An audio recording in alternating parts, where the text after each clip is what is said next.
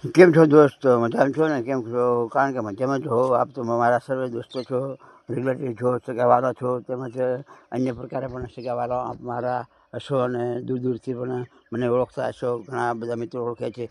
મિત્રો, આ પપૈયા વિશે માહિતી આપી તો આ પપૈયામાં એવી રીતનું છે કે આનો વિકાસ થતો નથી. હવે આ પપૈયાનો વિકાસ થતો નથી. તમે ત્યારે બાજુ દીધું કાંઈ નવા એને પાન ફૂલ કે એવું કાંઈ એવું ફૂટ્યું નથી. નવો આજો મિત્રો કોઈ એવો નવો કાંઈ એવો અણસાર નથી કે આ પપૈયો પાંગળે.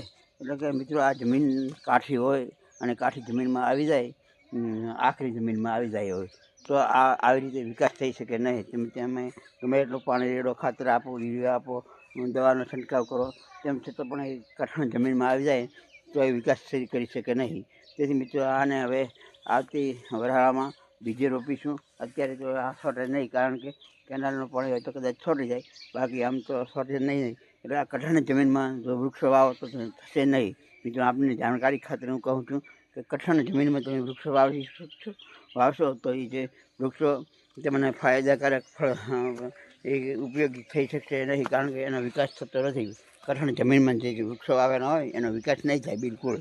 તમે ગમે એટલી ટ્રીટમેન્ટ કરો, પાણી રેડો, ગમે એ કરો, પણ એનો વિકાસ થઈ શકે એમ નથી મિત્રો.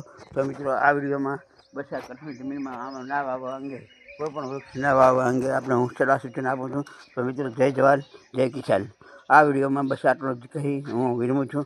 હું આખો દિવસ આપણો શુભ રહે, સુખદાયી રહે, લાભદાયી રહે એવી પ્રભુજીને તેમજ માતા મુરાજીને પ્રાર્થના સાથે વિરમું છું. જય જવાન જય કિસાન.